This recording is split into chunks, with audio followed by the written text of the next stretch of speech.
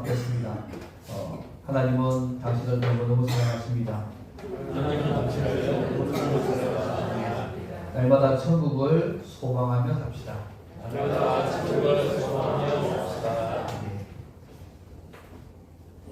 아주 오랜만에 또 세훈 유사님하고 윤 집사님 모셔서 또 좋네요. 예, 아주 감사합니다. 우리가 언제 죽을지 알려주는 웹사이트가 있다는 말을 들은 적이 있습니다. 여기 이거 한번 보셨습니까? 그래서 인터넷에 찾아서 제가 한번 해봤습니다. 1년의 질문들을 답하는데요. 그러면 몸이 마른지 뚱뚱한지, 음식은 짜게 먹는지 달게 먹는지, 뭐 일주일에 운동은 몇 번 하는지, 뭐 병원은 1년에 몇 번 가는지 여러 가지 질문을 쭉 하고 나면 사망 예정일과 남아있는 시간을 디지털 시계가 초단위로 해서 카운트다운을 합니다. 제가 보니까 제가 2060년 3월까지 살더라고요.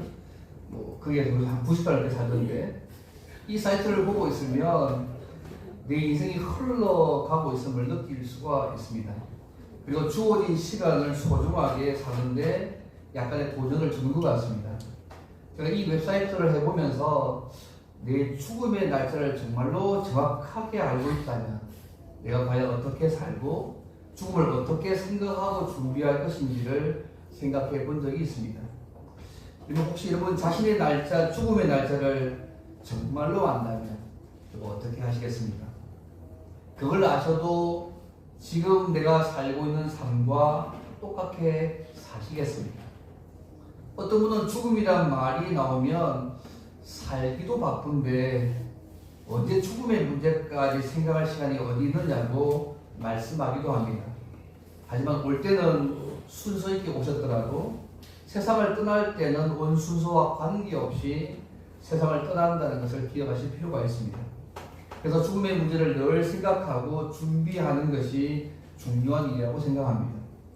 우리가 죽음의 문제 앞에 있다면 여러분 무엇을 하고 싶으시고 무엇이 우리의 생각 속에 제일 많이 떠오를 것 같습니까? 일반적으로 물질주의적인 시대를 살고 있는 현실적인 사람들은요, 이상하게도 죽음과 죽음 이후의 문제를 그렇게 좋아하지 않습니다. 우리는 정치 문제나 경제나 건강 문제는 요즘은 축구 문제잖아요. 화제에 올리기를 너무너무 좋아합니다. 그리고 뭐 생명보험에 들든지 연금을 넣든지 마치 노예를 하고 나면 우리의 노후의 삶이 보장되는 것처럼 인식하기도 하고 그것이 우리의 미래를 대비하는 실제적인 방법으로 생각하기도 합니다.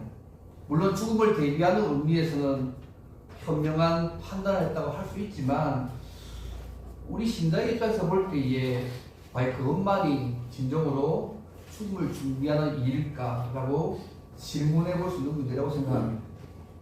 죽음 이후에 다른 세계가 없다면 뭐 이런 논의가 필요 없겠지만요.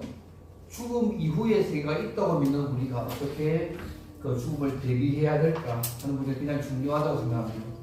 그래서 오늘 말씀을 통하여서 우리의 믿음 조상 아브라함 또 사라의 그 죽음을 보면서 우리가 어떤 그들이 죽음에 대해서 어떤 생각을 하고 있는지 함께 생각해 보기를 원하고요.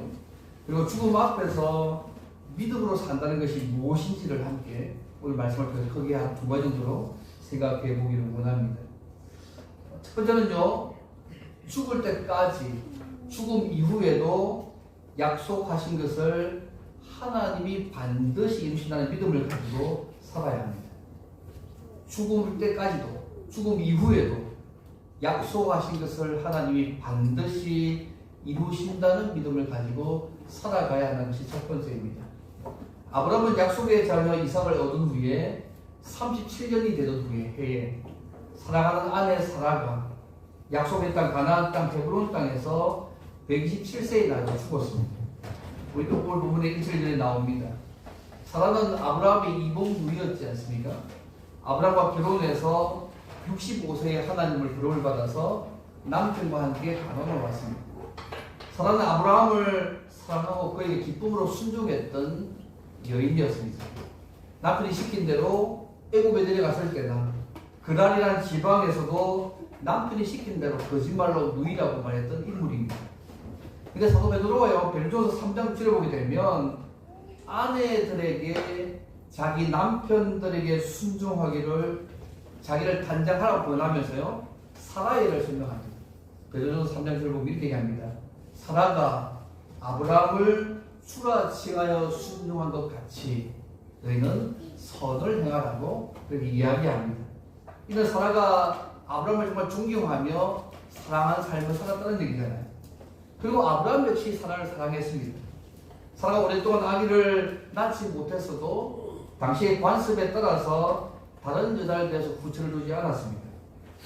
자기 사랑하는 아내 사라의 말을 듣고 그의 여종 하거를 취한 이후에 또 그두라라는 여성을 취하여서 여러 명의 자녀를 낳긴 했지만 한평생 사라를 사랑했습니다. 중요한 것은 아브라함이요 이 사라를 사랑했다는 것입니다. 그런데 사라가 이렇게 죽었습니다. 아브라함이 며칠 동안 슬퍼하며 울다가 사라를 매장할 무덤이 없다는 사실을 그가 발견했습니다. 하나님의 약속의 땅 가나안에 있었지만 그 가나안 땅에 그가 소유하고 있던 땅이 하나도 없었습니다. 그러면 아브라함이 어디에 자신의 아내를 장사할 수 있겠습니까? 이내 곧 잊혀지게 될 그 가나안 사람들의 무덤에다 묻을 수는 없지 않습니까? 그래서 아브라함이 그가 살던 곳이 핵 족속이 차지하고 있었기 때문에 그들에게 가서 매장지를 사려고 하고 있습니다. 아브라함은 하나님께서 이 가나안 땅을 주신다고 약속하셨지만 사라가 죽을 때까지 이 땅에서 자기의 소유를 가지고 있지 못했습니다. 아브라함은 나그네와 거류자로서 가나안 땅의 주인으로부터 토지를 사들일 수 없다는 사실을 잘 알고 있었습니다. 그래서요 헷 족속을 찾아가서 매장지를 줘서 사라를 장사할 수 있게 해달라고 부탁을 하고 있습니다. 그에게 호의를 부탁하고 있는 것이 이 4절 말씀입니다. 나에게 매장지 주셔가지고 사라를 장사할 수 있게 해달라고 부탁하고 있습니다. 그런데 이 아브라함의 요청에 대해서요 그들이 어떻게 대답하냐면 그들이 가지고 있는 묘실 가운데 하나를 택해서 장사하라고 그들이 제안합니다. 6절 말씀입니다. 이것은 그들의 장지 가운데 하나를 주겠다는 것입니다. 근데 이것이 묘합니다. 왜냐하면 이것이 주겠다는 말 자체가 영원히 주겠다는 말이 아니고 잠시 사라를 매장할 수 있도록 빌려주겠다는 얘기거든요. 뭐 사라의 해골이 다 끝나고 나면 다시 시체가 다 죽고 나면 다시 그들이 사용할 수 있다는 말이기도 합니다. 그래서 아브라함은요 사실은 그들에게 그렇게 만족하지 못합니다. 무덤을 잠시 빌린 것에 만족하지 못합니다. 그들이 관대한 제안은 하긴 했지만 소유권이 아브라함의 소유한 것이 아니기 때문에요 그는 에브론이라는 사람이 소유하고 있는 막벨라 굴을 요구하고 있습니다. 이 8절부터 10절의 말씀의 내용들입니다. 그래서 구체적으로 이 사람이 소유하고 있는 막벨라 굴을 달라고 얘기합니다. 우리가 이 말씀을 쭉 볼 때 8절에서 10절 쭉 보시면 알겠지만요 아브라함이 이 요구를 했을 때는 은밀하게 밀실에서 거래한 것이 아닙니다. 공적으로 모든 핵족 속의 관리와 지배자들이 모인 공적인 자리에서 이것을 하고 있음을 좀 주비게 볼 필요가 있습니다. 쉽게 말하면 법정에서 공적인 거래를 요구한 것입니다. 10절 말씀 보시면요 성문에 들어오는 모든 자가 듣는 데서라고 10절에 말씀하고 있습니다. 그 당시 성문 부분에 뭐가 있었냐면요 공적인 문제를 결정하거나 재판하는 법정이 있었습니다. 그래서 이 10절의 말씀은 뭐냐면 이 아브라함이 그냥 사바사바해서 하고 있는 게 아니고 공적으로 이 에브론의 산토 땅을 달라고 좀 얘기하고 있는 것입니다. 근데 이 법정에요 에브론이라는 사람도 앉아 있었습니다. 에브론은 그 밭을 그냥 주겠다고 했고 그 굴도 주겠으니까 죽은 자를 장사라고 얘기합니다. 한 3번 얘기합니다. 근데 아브라함은요 그 밭 받을 수 없다고 하면서 밭값을 지불하겠다고 11절 13절에서 말씀하고 있습니다. 그래서요 이가 설정 얘기합니다. 가격이 한 400세겔 되는데 그냥 쓰라고 얘기합니다. 그래서요 은 400세겔을 얘기하거든요. 그러면 은 400세겔이 어느 정도 가격이 될까요? 가격이 됩니까? 오늘 우리의 화폐가 아닌데 그죠? 오늘 얘기하면 4.56kg입니다. 은 1200돈입니다. 세겔이 그 당시 무게 단위인데요. 1세겔이 11.5g이거든요. 이번 창세기 23장 6절 보시면 알겠지만 아브라함이 에브론의 말을 따라 에브론이 헷 족속이 던든 데서 말한 대로 상인이 통용하는 은 400세겔을 달아서 에브론에게 줬다고 말씀하고 있습니다. 상인이 통용하는 은 400세겔입니다. 다시 쉽게 말씀드리면 은 한 세겔은요 4일치 노동자 품삯입니다. 은 한 세겔이 그 당시에 4일치 노동사의 품삯이거든요. 그러면 은 400세겔은 1600일 정도 4년 반 정도의 품삯의 가격이 되는 이게 비쌀까요? 쌀까요? 엄청 비쌉니다. 왜냐하면 이 3월 24장에 보면 다윗왕이요 아리 운하로부터 성전 틀을 사들이면서요 돈을 얼마 주냐면 은 50세겔밖에 안 줬습니다. 근데 지금은 그보다 8배 더 많은 엄청난 돈을 그가 요구하고 있는 것입니다. 왜냐하면 아브라함이 사고 싶어도 마음이 드니까 돈을 확 올린 거죠. 엄청난 가격을 높여서 요구하고 있는 것입니다. 근데 아브라함이요 깎아달라는 말을 하지 않습니다. 괜히 깎다가 안 팔면 안 되니까요 그가 불려줬던 은 400세겔을 다 지불합니다. 근데 재밌는 것은 뭐냐면 하나님께서요 아브라함이 은 400세겔 정도를 지불할 만큼의 큰 거부가 돼도 축복하셨기 때문에 아브라함에게는 이 돈이 그렇게 큰 돈이 아니었습니다. 우리 생각할 때 아브라함이요 이 막벨라고를 그냥 그들 말대로 선물로 받아서 헷 족속의 묘실 가운데 그냥 사용할 수 있었잖아요. 근데 그렇게 하자면 그렇게 이렇게 많은 돈을 두고 왜 법적인 소유권으로 이 땅을 샀을까? 굳이 그냥 빌렸으면 되는데 왜 이렇게 했을까요? 이것이 오늘 본문의 중요한 핵심입니다. 아브라함이요 돈을 주고 막벨라굴을 사고자 했던 것은 뭐냐면 이미 자손에 대한 약속은 성취되어졌잖아요. 그걸 다 경험하고 난 이후에 하나님이 아브라함이 땅에 대한 하나님에 대한 약속도 성취될 것이라고 믿었기 때문에 이 땅을 돈으로 주고 사고 있는 것입니다. 아브라함이 막벨라 굴을 산 것은 또 의미가 있어요. 그게 뭐냐면 이 아브라함이 산 땅이요 마므레라고 부르기도 하지만 헤브론 지역입니다. 그리고 창세기 13장 18절에 보면 하나님께서 이곳에 나타나셔서 이 땅을 주시겠다고 약속하셨을 때 아브라함이 제단을 쌓은 곳이 이상수입니다. 창세기 18장에 보시면 1절에 보시면 아브라함이 나타나셔서 아들을 주실 것을 재확인하시고 소돔과 고모라의 멸망을 말씀해 주신 장소도 이 장소입니다. 또 아브라함이 이곳에 많이 거주한 장소이기도 합니다. 그래서 아브라함이 이곳을 돈을 주고 매입한 것은 사라가 비록 죽었지만 사라와 그의 자손들이 하나님이 약속하신 대로 반드시 이 땅을 차지하게 될 것이라는 믿음을 가지고 있었기 때문에 이 땅을 돈을 주고 사고 있는 것입니다. 사라가 가나안 땅에 죽었잖아요. 지금 여러분 사라가요 딴 땅에 죽은 게 아니고 이제 말씀하시면 가나안 땅에서 죽었습니다. 맞나요? 근데 이 가나안 땅에 죽었는데 가나안 땅에 장사할 곳이 없었는데 오늘 말씀 보게 되면 가나안 땅에서 사라가 장사되는 것으로 오늘 본문이 끝이라고 있음을 주기 볼 필요가 있습니다. 그래서 19절 보시면 그죠? 그 후에 아브라함이 그 아내 사라를 가나안 땅 마므레 막벨라에 장사하였다고. 약속의 땅에 가나안에 죽었는데 아무 땅도 없었는데 그 땅을 사서 가나안 땅에 놓치고 있는 그 모습을 보면 중요한 부분입니다. 하나님께서 가나안에 있는 매장들을 포함한 밭을 아브라함에게 영원한 소유주를 주셔서 땅에 대한 당신의 약속을 이루기 시작하시고 있는 것입니다.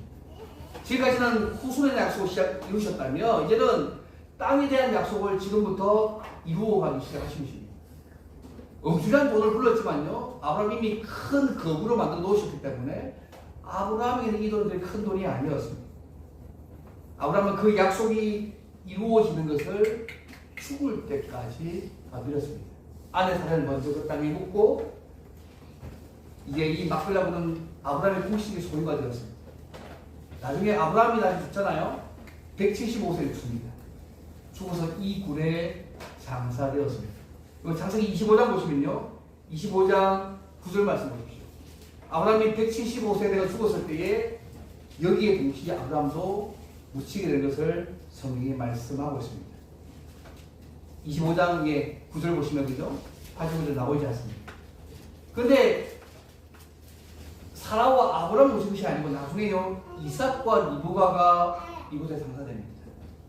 아브라함의 손자 역시 야곱 역시 이곳에 장사되어졌습니다. 그런데 이곳에 묻힌 이유가 뭘까요? 단순히 한 가족묘에 장사되기 위한 것이 아닙니다. 우리 할아버지가 죽기 때문에 할아버지 묘에 우리가 그죠? 선산을 사가지고 따라따라 묻는 그 무덤을 얘기하고 있는 것이 아닙니다. 가족묘에 묻히기 위해서 하고 것이 아닙니다. 하나님께서 약속하신 대로 이 땅을 주실 것을 바라보았기 때문에 그 땅에 묻히고 있는 것입니다. 우리 이 뒤의 역사를 보면 요셉으로 인해서 애굽에서 400년 있다가 약속대로 하나님께서 이 땅을 주셨습니다. 아브라함이 그의 아내 사라가 죽었을 때는 매장지가 없어서 햇 사람에게 매입할 수밖에 없었지만 그가 실제로 믿음으로 바라본 대로 그의 자손들이 이 땅을 차지했고 큰 민족을 이루게 되었습니다. 그의 믿음대로 이루어진 것입니다.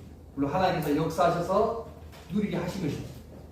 죽을 때조차도 아브라함은요 하나님께서 그 약속을 이루실 수 믿는 믿음을 하였습니다. 여러분 아브라함이 죽기까지 그 약속이 그 땅 외에는 이룰 수가 없잖아요. 죽음 이후에도 하나님께서 약속을 이루실 것을 믿는 믿음을 가지고 아브라함이 살아간 사실을 기억하시면 좋겠습니다.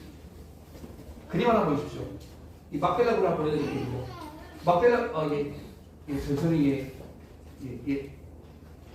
화면 나오기 막벨라 전통입니다. 헤브론적이고 보통 조위를 보통 막벨라 지역으로 이야기합니다. 이 막벨라 지역이 어떤 곳이냐면 여기입니다. 그다음 주십시오. 이것이 여기죠. 막벨라 그 굴 위치에 있는 그 막벨라 사원인데 헤롯 대왕이 세운 곳인데 지금은 조 위치가 이제 막벨라 굴 위치입니다. 예, 밤에 한번 그다음 주십시오. 여기 밤에 찍은 사진입니다. 그래서 그 막벨라 굴이 지금은 헤롯 대왕이 세운 조 위치에 세워져 있습니다. 어쨌든 하나님께서 그죠? 그렇게 만들어 가시고 있는 것이. 그 다음에 한번 보십시오. 누구지 기억하시죠? 제가 몇 번 보여드렸습니다. 제가 좋아하는 인물이긴 한데 리빙스톤입니다.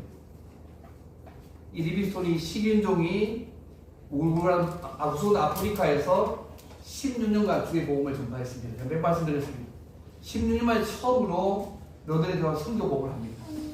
그때 많은 사람이 그의 이야기를 들으면서 너무 놀랍니다. 어떻게 한 청년이 질문합니다. 어떻게 그 무서운 곳에서 어떻게 복음을 전할 수 있습니까? 그 아프리카 같은 그런 무서운 곳에서 어떻게 복음 전할 수 있느냐? 그때 이분들이 이렇게 이야기합니다. 자기가 가장 사랑하는 성경 구절 두 개를 외웁니다. 하나는 내가 너희를 고아와 같이 버려두지 아니하라는 요한복음 14장의 말씀입니다. 또 하나는 볼지어다 내가 세상 끝날까지 너희와 항상 함께 있으라. 마태복음 28장 20절 말씀을 외우면서 이 두 말씀을 내가 확실히 믿고 그 약속을 믿고 승리할 수 있었다고 했던 얘기를 기억합니다. 누구도 쓰지만 저는 중요하다고 생각합니다. 상황이 아니라 하나님과 그 약속을 믿고 하나님이 그 약속을 이루실 것을 믿었기 때문에 그 상황을 이뤄낼 수 있다고 고백하는 거 아니겠습니까? 우리가 살아있는 동안에도 하나님 그 약속을 이루어하실 것이고 우리가 죽고 난 이후에도 하나님은 당신이 하신 약속을 이루어하시는 분입니다. 우리가 기도할 사람 알지 않습니까? 기도하고 난 뒤에 죽고 나면 그 온갖 되어져가는 은혜를 경험한 인물이 많이 있지 않습니까? 사랑하는 여러분, 이 땅을 살아가고 있는데 무엇에 붙잡혀서 살아가고 계십니까? 하나님의 말씀입니까? 아니면 육신의 정욕과 안목의 정욕과 이생의 사랑 같은 없어질 것에 붙잡혀서 살아가고 있지는 않습니까? 우리의 삶이 하나님의 말씀에 붙잡혀서 그분의 약속에 붙잡혀서 믿음으로 살아가시기를 바랍니다. 하나님의 말씀이 금방 이루어지지 않는다고 실망하거나 포기하지 않기를 바랍니다. 그리고 하나님의 약속이 이 땅에서 우리가 살고 있을 때에 우리가 생각하는 방식으로 이루어져야 된다고 생각하지 않으시면 좋겠습니다. 그렇게 약속하신 게 없습니다. 그분의 약속이 이 땅에서 우리가 살고 있을 때에 우리가 생각하는 방식으로 이루어져야 된다고 약속한 적 없습니다. 이 세상 우리의 삶에 많은 문제가 발생합니다. 하나님은요, 당신의 때에 당신의 방식으로 당신의 일을 이루어가시는 분이고 약속을 이루어가는 분이십니다. 그것이 우리의 개인의 삶이든 우리 가족의 삶이든 우리의 교회의 삶이든 똑같습니다. 그리고 우리가 하나님의 약속을 우리가 살아있는 동안에 많이 누리면 좋겠습니다. 이루어가실 것입니다. 그러나 때로는 하나님의 약속을 우리가 살아있는 동안에 누리지 못하고 있다고 하더라도 하나님께서 이루실 것을 믿음으로 보고 기뻐하시면 좋겠습니다. 죽을 때까지 우리 하나님께서 약속을 이루실 것을 믿음으로 바라보고 기뻐하면 되겠고요. 간절히 소망하면 되겠습니다. 그래서 그런 마음을 가지고 믿음으로 살아가는 우리의 삶이 되면 좋겠습니다. 그리고 우리의 죽음 이후에도 하나님은 자신이 하신 약속들을 이루어갈 수 있는 분임을 믿고 믿음으로 살아가는 우리의 삶이 되면 좋겠습니다. 지금 아브라함은요, 자기가 지금 살아있는 동안에 땅 한 편 딱 산 것밖에 없습니다. 완전히 다 이루어지지 않았지만 그의 죽음 이후에 그의 자손들이 이 하나님의 약속을 이룰 것을 믿고 믿음으로 바라보고 그걸 생각하고 있음을 기억할 필요가 있습니다. 그래서 오늘 우리의 삶이 죽을 때까지라도 죽음 이후에도 하나님의 약속이 이루어질 것을 믿는 믿음을 가지고 살아가는 우리의 삶이 되어지기를 먼저 바랍니다. 마음의 두 번째로, 그러면 아브라함이 막벨라굴을 산 두 번째 이유가 뭘까요? 두 번째는요, 더 나은 본향인 완전한 하나님 나라에서 영원히 살게 될 것을 바라보는 믿음을 가져야 합니다. 더 나은 본향인 완전한 하나님 나라에서 영원히 살게 될 것을 바라보는 믿음을 가져야 합니다. 아브라함이 그의 아내 사라가 죽었을 때에 막벨라 굴을 매입한 이는 단순히 그의 후손들이 이 팔레스타인 제한된 이 땅을 차지한 것 때문이 아니었습니다. 그래서 오늘날 사람들이 땅을 매입해 두었다가 그의 후손들에게 물려준 것과 무슨 차이가 있습니까? 아무 차이가 없지 않습니까? 그가 막벨라 굴을 산 것은요, 단순히 그의 후손들이 이 땅을 차지하게 될 것만을 바라본 것이 아닙니다. 그는 막벨라 굴을 매입해서 자기 아내 사레와 자신의 무덤을 준비한 것으로 보이지만 이분은 단순한 무덤이 아닙니다. 세상에 많은 사람들은요, 자신의 안전과 재물을 위해서, 돈을 위해서, 또 위치를 위해서 1년 동안 그들의 종로로 하며 살다가 마지막에 겨우 한편 남짓한 땅에 누울 뿐입니다. 이외에 다른 소망이 없습니다. 예수 믿지 않는 사람의 소망이 없습니다. 그러나 아브라함이 준비한 이 무덤은요, 그의 후손들이 장차 차지하게 될 것을 믿음으로 바라볼 뿐만 아니라 더 나아가서요, 그 자신도 구하겠어. 완전한 하나님 나라에서 영원히 살게 될 소망의 표현이 이 굴을 산 이유였습니다. 우리의 후손들이 하나님의 소유가 될 거다. 그래서 내가 장차 부활해서 완전한 하나님 나라에서 영원히 살게 될 소망의 표현 중 하나가 막벨라 굴을 산 또다시 인간입니다. 창세기에는 이 내용이 잘 나타나지 않습니다. 그런데요, 히브리서 말씀이 나와요. 히브리 11장 13절 16절 보시면 잘하는 말씀입니다. 이 사람들은 다 믿음을 따라 죽었으며 약속을 받지 못하였을 때 그것들을 멀리서 보고 환영하며 또 땅에서는 외국인과 나그네임을 증언하였으니 그들이 이같이 말하는 것은 자기들이 본향 찾는 자임을 나타냅니다. 그들이 나온 바 본향을 생각하였더라면 돌아갈 기가 있었으리니와 그들이 이제는 더 나은 본향을 사모하니 곧 하늘에 있는 것이야. 이로 하나님이 그들의 하나님의 그리 받으심을 부끄러워하지 아니하시고 그들을 위해서 한 성을 예비하셨다고 말씀하고 있습니다. 아브라함과 이삭과 영이 받은 약속이요, 자손에 대한 약속, 복에 대한 약속, 땅에 대한 약속입니다. 그런데 그들이 이 말씀을 약속을 받고 그 약속하신 것이 성취되는 것을 보지 못했다고 할지라도 멀리서 보고 환영했다고 말씀합니다. 그래서 이 땅에서 외국인과 나그네로 생활하며 살았습니다. 그래서 이 삶을 가지고서 본향 찾는 자임을 나타내기라고 히브리 11장에 말씀하고 있습니다. 그리고 이 본향이 어디 있습니까? 하늘에 있는 것입니다. 우리가 장차 들어가게 될 완전한 하나님 나라, 천국, 새하늘과 새 땅이고 새 예루살렘을 말합니다. 그래서 아브라함을 비롯한 모든 믿음의 조상들이 사모한 본향은요, 바로 이 하늘 나라에 있는 완전한 하나님 나라였습니다. 땅에 있는 것이 아니라 하늘에 있는 나라가 아브라함의 본향이고 우리 신자의 본향입니다. 이것이 우리 신자가 바라야 될 궁극적인 목적지입니다. 이들은 약속을 받았으나 그 약속이 궁극적으로 완전하게 성취되는 것은 주님께서 재림하시게 되면 드러나게 될 완전한 하나님 나라에서라고 지금 말하고 있는 것입니다. 그리고 믿음의 조상 아브라함과 사라와 이삭과 야곱이 멀리서 바라보고 환영한 것은요, 바로 이 나라입니다. 이 나라는 영원토록 하나님과 교제하면서 사는 곳입니다. 아브라함은 바로 이 나라를 소망하면서 이 땅에서 약속하신 것을 하나님께서 이루시고 또 완전한 그 나라를 이루어 줄 것을 바라보는 믿음으로 지금 이 땅을 지금 사고 있는 것입니다. 그냥 막별거로 살 것이 아닙니다. 하나님이 우리 후손들의 약속 이루어 주실 거다. 나도 장차 부활해서 이 나라에 들어가게 될 것을 바라보는 믿음을 가지고서 이 막별거를 샀다는 것입니다. 그래서 굉장히 의미가 있습니다. 사라가 127세에 죽었습니다. 아브라함이 175세에 죽었습니다. 다소히 이 땅에서의 세계에만 이들의 삶이 제한되어 있다면 이들의 삶을 배우는 것이 무슨 의미가 있겠습니까? 이것만이 전부라고 한다면 아브라함처럼 사는 것이 우리에게 어떤 의미가 있겠습니까? 그래서 아브라함은 뭐라고 얘기합니까? 그의 죽음이 끝이 아니라, 사라의 죽음이 끝이 아니라 새로운 시작인 것을 그는 알았습니다. 사실 이 세상의 삶의 전부라면 구태여 막베라 굴을 감을 지구라고 매입할 이유가 없었을 것입니다. 자기가 차지할 것도 아니고 매입해 보아야 자기 자신이 죽어서 오시길 우도 이상한 아무것도 아니잖아요. 원래 그것 때문에 한 것이 아니라는 얘기입니다. 그가 그 땅을 매입한 것은 하나님이 약속하신 것을 이루실 때한 믿음으로 사는 것이고요.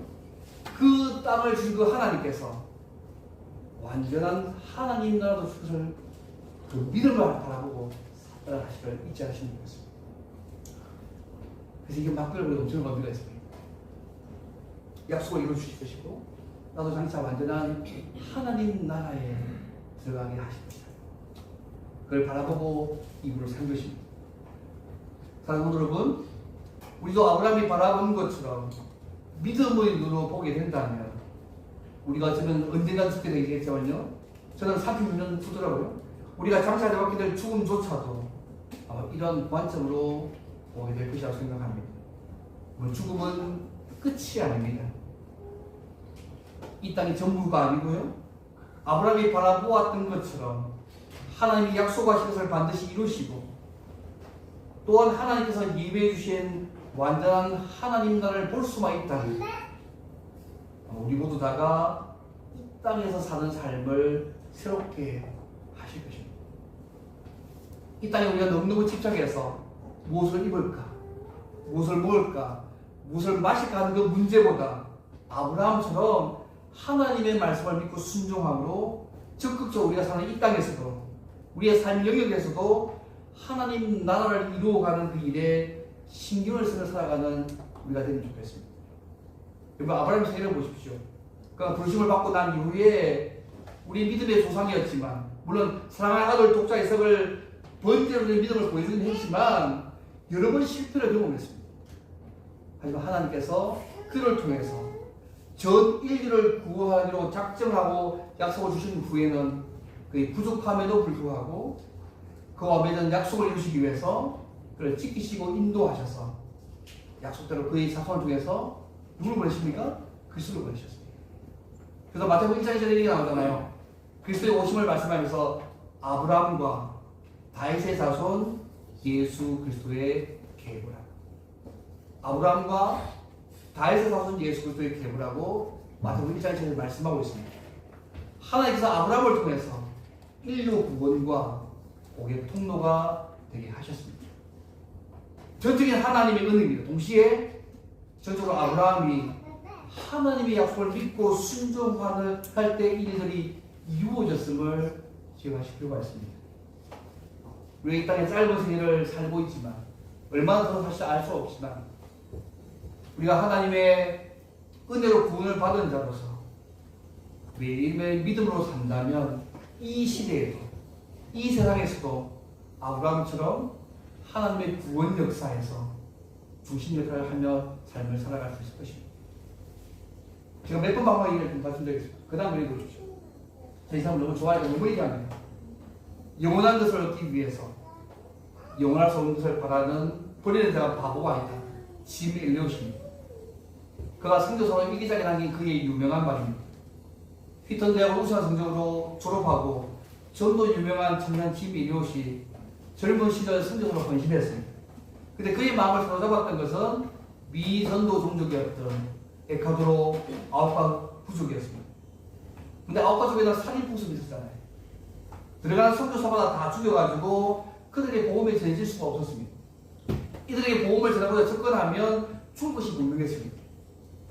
하지만 지금 이래서 예수님을 의지해서 다른 동료 선교사 4명과 함께 아우파 쪽으로 들어갑니다. 그 다음에 보십시오. 15명입니다. 지멜과 하면 4명이 함께 들어간 분입니다. 지멜을 중간에 있고요. 요 5명이 함께 같이 그 부로 들어갑니다. 결국 29세의 나이로 창에 길려서 무참히 죽임을 당했습니다. 세상의 관점에서 보았을 때는 그의 행동은 죽음을 자초한 바보 같은 짓이었습니다. 하지만 그는 지금 천국에 주님과 함께 거하고 있습니다. 이후에 그의 승리가 전능자의 권능이 발표되어서 한번 그 다음 보십시오. 이게 그걸 만든 영화 산 것이고요. 그 다음 보시면 전능자의 권능 뒤에 책이 있습니다. 근데 이 책이 발표되고 난 이후에요. 전 세계의 많은 크리스찬들이 감동을 받고 성경에 헌신하기 시작했습니다. 그래서 아우파 부족뿐만 아니라 그 밖에 여러 에콰도르 종족들이 복음화되는 일에 그의 죽음이, 그 5명의 죽음이 시발점이 되었습니다. 그 다음을 보십시오. 보시죠. 그 5명의 선교사 가운데, 그죠? 스티븐 세인더 선교사가 한 명 죽었던 그 세인더 선교사의 아들이 그곳에 가서 이렇게 엄마, 아내도 들어갔지만요. 결국 복음을 증거해서 세례줍니다. 그 5명이. 그 5명 중에 4명 목사가 되고요. 1명 복음 전도자가 되고요. 모두 사람다 헤로나 선교사들이라는 말씀을 하고 있는 게 아닙니다. 우리 모두 각자의 삶의 자리에서 하나님 나라를 위해서 우리의 모든 것을 아끼지 않는 순교자의 정신으로 살아가야 한다고 말씀드리고 있는 것입니다. 그들은요, 영원한 것을 얻기 위해서, 영원한 천국을 소망하기 위해서 영원하지 않는 것들을, 그들은 어쩌면 버린 자고요. 우리는 영원한 것들을 얻기 위해서 영원하지 않는 것들을 그 하나님을 위해서, 복음을 위해서 천국에서 다 사용하는 저 여러분이면 좋겠습니다. 사랑 믿음의 가족 여러분, 우리 이 땅에서 영원히 사는 거 결코 아닙니다. 많이 살아 100년입니다. 언젠가 우리 믿음의 조상 아브라함과 사라가 갔던 길을 우리도 갈 것입니다. 그러나 아브라함은 지금도요, 그리스도 안에 살아있습니다. 여러분, 마태복음 22장 30절 말씀 기억나세요? 마태복음 22장 30절에 나옵니다. 나는 아브라함의 하나님이요, 이삭의 하나님이요, 야곱의 하나님이라 하신 것을 읽어보지 못하였느냐? 하나님은 죽은 자의 하나님이 아니요, 살아있는 자의 하나님이십니다. 이 말 이해하세요? 아브라함과 이삭과 야곱의 하나님인데, 하나님이 아브라함과 이삭과 야곱의 한때 죽었던 사람이 하나님이 아니고 살아있는 자의 하나님. 그래서 지금요, 그리스도 안에서 살아있다는 얘기입니다. 아브라함도 이삭도 야곱도 예수 그리스도 안에서 지금 하나님과 함께 살아있는 것입니다. 우리도 아브라함처럼 믿음으로 살아간다면 죽음으로 끝나는 것이 아니라 우리 믿음의 조상인 아브라함과 사라만이 아니라 앞서간 수많은 믿음의 선배들이 갔던 완전한 천국에 들어가게 될 것입니다. 그리고 그 주님과 그 나라에서 주님과 교제하면서 생명수생들과 생명나무 과실을 먹으면서 살게 될 것입니다. 말씀을 드리겠습니다. 사랑하는 성도 여러분, 이 땅이 전부라고 생각하지 말기를 바랍니다. 이 땅에서 이루실 것에 목숨 걸고 다 살지 않으면 좋겠습니다. 죽음이 끝이 아닙니다. 죽음 이후의 세계 분명히 있습니다. 믿음의 눈을 열어서 하나님 나라를 보시고 사모하며 사시기를 바랍니다. 이 땅에서 누릴 것을 다 누리고 마지막으로 가야 할 곳으로 이 천국을 생각하지 않기를 바랍니다. 신앙의 삶을 악셀할 정도로 정도의 삶으로 생각하지 않으시면 좋겠습니다. 내가 언제든지 뺐다 할 수 있는 정도로 생각하지 마시고요. 우리가 가야 할 이 본향을 바라보면서 우리 인생을 하나님 앞에서 준비하시면 좋겠습니다. 우리의 시간, 우리의 재물, 우리의 재능, 우리 사회 지위, 우리 직업 등을 가지고서 완전한 하나님 나라를 사모하면서 이 땅에서 나그네와 순례자로 살아가시길 바랍니다. 그리고 이 나라를 준비하는 자로서 어떻게 하면 주님 앞에 충성되는 자로 순결한 신부로 주님의 뜻을 온전히 나타내며 삶을 살지를 생각하며 믿음으로 사시길 바랍니다. 그분의 나라가 빨리 임하도록 기도하고 전도하며 경건한 삶들을 살아가시길 바랍니다. 이 땅에 사는 동안 하나님의 택함을 받은 자로서 주의 은혜로 아브라함처럼 믿음으로 순종하고 헌신함으로 온 세상을 구원하시는 하나님의 구원 계획을 이루는 자가 또 이런 통로가 되시기를 바랍니다. 이것이 이 땅에 사는 성도의 가장 큰 영광이고 보람입니다. 날마다 이 은혜를 날마다 사모하며 그 영광을 누리는 자들이 되기를 주님으로 바랍니다. 이제 함께 말씀.